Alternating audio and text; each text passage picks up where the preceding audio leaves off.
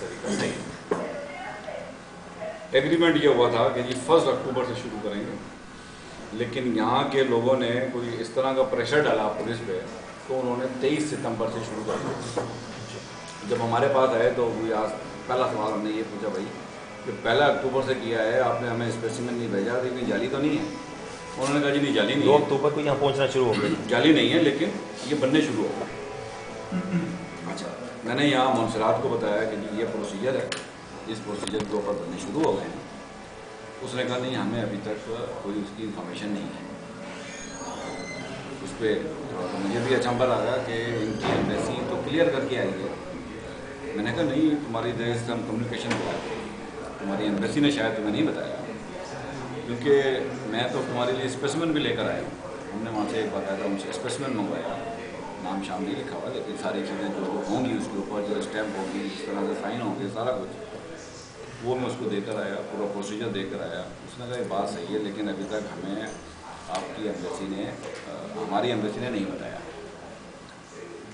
फिर मुझे खौसम आलिया साला का फ़ोन आया कि देखो मैंने भी ये बात की थी, और इस्लामाबाद हमारी एम्बेसी ने कहा है कि जी फॉरेन ऑफिस ने जो प्रॉमिस किया था वो अभी तक पूरा नहीं किया। और उन्होंने कहा जी what was the promise? Foreign office ने प्रॉमिस क्या किया? उन्होंने कहा कि फॉरेन ऑफिस ने प्रॉमिस ये किया था कि वो हमें ऑफिशियली बताएंगे कि ये सर्टिफिकेट किस तरह से बनता है। बहरहाल मैंने अपने फॉरेन ऑफिस को रिंग किया, उन्होंने कहा बड़ी अचंभे की बात है कि अब एम्बेसी के ऑफिशियल जो हैं 2 अफसरों ने ओके किया है, समझ के आए हैं, सुनकर आए हैं। अगर वो कहते हैं जी ऑफिशियली, तो हम ऑफिशियली भी इनको भेज दें। ऑफिशियली वो मांग ये रहे थे कि DG national police bureau letter लिखेगा और फॉरेन ऑफिस उसके कवरिंग लेटर लगा के हमें भेजेगा। 13 नवंबर को ये काम भी हो गया, वो लेटर भी वहाँ पे डिलीवर हो गया।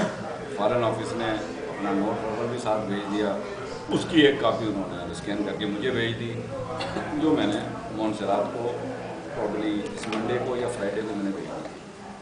And next day she replied me कि जी उसने जो है अपने इमिग्रेशन अथॉरिटी को मैड्रिड के अंदर कॉन्टैक्ट कर लिया है और she will let me know अगर कोई प्रॉब्लम है। आज तक उसका मुझे फैक्स या ईमेल नहीं है। हमें लगता नहीं कि जी उसके अंदर कोई प्रॉब्लम हो, क्योंकि वो सर्टिफिकेट जो हैं स्पेनिश एम्बेसी अटेस्ट करके यहाँ भेज देंगे। अब अगर उसमें कोई शक होता तो स्पेनिश एम्बेसी को अटेस्ट करना नहीं चाहिए था, या वो ऑब्जेक्शन करते। उन्होंने ऑब्जेक्शन भी नहीं किया, अटेस्ट भी कर रहे हैं।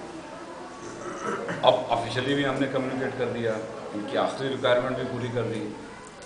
अब अगर उसमें इनके कोई और सवाल हैं हमें ऑफिशियली बता दें, या अनऑफिशियली मुझे बता देंगे जी इसमें ये चीज़ चाहिए, तो अभी तो हम उसको करा सकते हैं।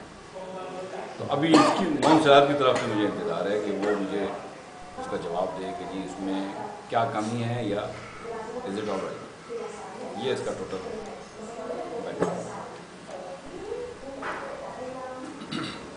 मुंसरात तो सिर्फ बार्सिलोना की है, नहीं बासरत की है, लेकिन ये चूँकि यहाँ पे 75% कम्युनिटी यहाँ पर है, तो इनकी रिकमेंडेशन जो है ना वो मैड्रिड जल्दी इस तो अलावा जी कमीशन है ना इन्हों की फॉरनर लोगों की, वो चेयरमैन नहीं है जी कमीशन ने मामला की है, यानी कि निगरानी कर लो जो भी है वो इंचार्ज नहीं है।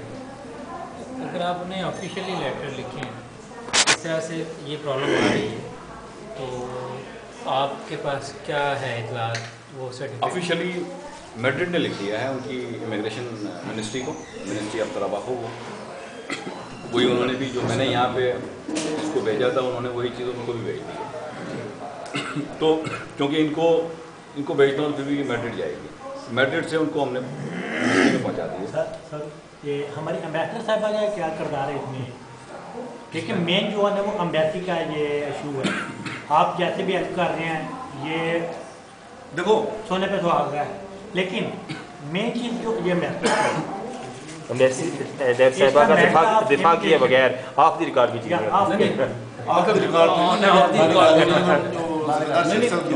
उस पर यह है कि जी हम यहाँ से कांटेक्ट कर रहे हैं, वो मिनिस्ट्री के साथ कांटेक्ट कर रहे हैं, दोनों तरफ से बराबर की कोशिश है। उसमें सर देखें आपको इल्म नहीं है, लेकिन फिर भी दोबारा उसी चीज़ को अगर हम करें कि अगर यहाँ के गवर्नर डिप्टी गवर्नर तक यहाँ की सियासी अप्रोच यहाँ की ज़रूरत हो, कॉलोनी अथॉरिटी तक की, या जो स्टेट की सेक्रेटरी इमिग्रेशन है स्टेट पूरे की अप्रोच की ज़रूरत हो, तो आप मैं या जावेद साहब या बाकी साथी हम रब्ते नहीं हैं, आप हमें बताएं जो हम भी कर सकते हैं, काम नहीं होता है। हमें तो बस वो जवाब दे दें, मुंसराफ मुझे जवाब दे दें कि भाई ये ओके है या नहीं ओके, मतलब उसकी मिनिस्ट्री क्या कह रही है। उनके पास स्पेसिमन है, उनके पास ऑफिशियल करस्पॉन्डेंस है, उनके पास प्रोसीजर है।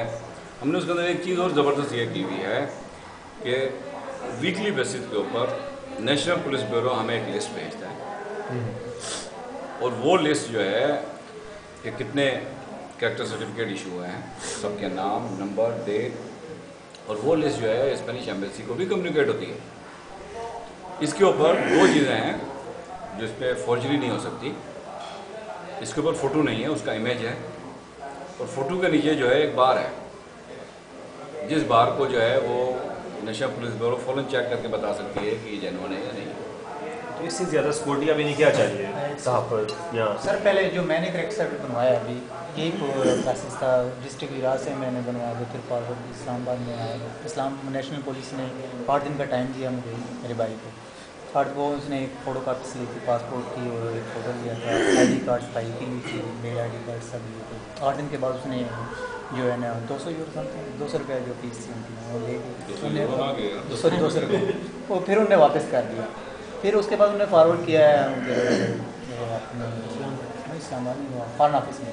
फॉरेन ऑफिस से जब मिल गया वहाँ से उन्होंने फॉरवर्ड किया एम्बेसी ने जो जमा कर लिया, जमा करके 20 दिन टेस्ट नहीं हुआ होगा ना, टेस्ट वो बाद में देना, वो जो दे रहे हैं ना नेशनल पुलिस वाले उसको टेस्ट करवाना। फिर वो फॉरेन एम्बेसी में 20 दिन का टाइम लेती है, 20 दिन के बाद पुलिस ब्यूरो वाले 2 कॉपी देते हैं, जो ओरिजिनल है वो लिफाफे में सील करके देते हैं, उसके साथ एक कॉपी अप्लीकेंट को देते हैं, मतलब 2 चीज़ें उसको देते हैं। अप्लीकेंट को ओरिजिनल जो है वो फॉरेन ऑफिस से अटैच करवाना चाहिए, कॉपी अपने पास रखो, फिर वो एम्बेसी वाला एक्सेप्ट करेगा। तो इसके ऊपर आप रंजेल से बात कर सकते हैं, मुंसरा से कर सकते हैं, सादा से बात कर सकते हैं। रंजल तो मुंसरा से भी ऊपर है ना, जिसमें भी कहीं कि जी वो जिससे प्रेशर हो सकता है कि जी हमें मिनिस्ट्री से जवाब दे दें। अच्छा, ये लतीफ़ा जो बता सकते कि अभी उधर अनाउंस हुआ है यकम को मिलेगा, तो दूसरे दिन यहाँ पहुँच भी गए थे। नहीं 23 सितंबर ਨੂੰ ਬਣਨਾ शुरू हो गया ਸੀ ਨਾ ਮਸਲਾ ਮੇਰੀ ਅਪਰੋਚ ਤੁਹਾਡੀ ਅਪਰੋਚ ਫਲਾਣੇ ਦੀ ਉਹ ਯਾਰ ਜੰਗੀ ਬਦਲ ਨੂੰ ਫੋਨ ਕਰ ਫਲਾਣੇ ਨੂੰ ਕਰ ਫਲਾਣੇ ਨੂੰ ਆਖੇ ਯਾਰ ਕਰੋ ਵੀ ਸਾਨੂੰ ਕਾਲਾਂ ਆਉਂਦੀਆਂ ਕਿ ਉਹਨਾਂ ਆਖੇ ਚਲੋ ਠੀਕ ਹੈ ਮੁਕਾਓ। 1 ਅਕਤੂਬਰ ਦੇ ਬਜਾਏ ਉਹਨਾਂ 23 ਸਤੰਬਰ ਨੂੰ ਕੰਮ ਸ਼ੁਰੂ ਕਰ ਲਿਆ ਸੀ, ਲੇਕਿन ਉਹਨਾਂ ਐਮਬੈਸੀ ਕੋਲ ਟੈਸਟ ਨਹੀਂ ਸੀ ਨਾ ਕਰਾਏ, ਲੋਕਾਂ ਨੇ ਗਲਤੀ ਇਹ ਕੀਤੀ ਸੀ। ਲੇਕਿਨ ਚਲੇ ਆਗੇ मेरा नहीं आ रहा जमा इत्थों इन्हें प्रॉब्लम आई ना कि अभी वो ये साढ़े को कोई जो है ना। बहरहाल आगे चलते हैं जी। पाकिस्तान से सीनेटर की टीम आई है, आज की तरह पहले की तरह हमारी हमेशा ये ख्वाहिश रही है कि जब पाकिस्तानी कम्युनिटी की नज़रें प्रेस की तरफ होती हैं, साथियों की तरफ होती हैं, तो हमें ऐसे इशू पे, ऐसे मामला पे चाहिए कि हम फेडरेशन के या फलाने के ज़रिए हमें इतला मिले या जो भी शेड्यूल मिले। मिसाल के तौर पे सीनेटर की मीटिंग हुई है, सीनेटर यहाँ पे काथा एशिया में गए हैं, मिसाल के तौर पे हम ये नहीं चाहते कि हम उनका इस्तकबाल करते हैं या नहीं करते, लेकिन जो ये ऑफिशियली जो पाकिस्तान के लिए, पाकिस्तानी कम्युनिटी के लिए मामला तय हो गए हैं या मीटिंग हुई हैं, उस मौके पर कम अज़ कम पाकिस्तानी प्रेस को, और ऑलरेडी पाकिस्तानी प्रेस यानी कि प्रेस क्लब आपसे रब्ते में भी है, आपके तामल में भी है, आपकी तरफ से कोई इतला इन्विटेशन दावत किसी भी सिलसिले की नहीं थी। और सारे प्रेस के साथियों का मेरे पे ये इतराज़ था कि हमें कोई पता नहीं कि सीनेटर क्या कर रहे हैं और कहाँ पे कर रहे हैं और कैसे क्या हो रहा है। मिसाल के तौर पर काथा एशिया को उन्होंने विज़िट किया, काथा एशिया के अलावा यहाँ पार्लियामेंट के प्रेसिडेंट से उनकी मीटिंग थी।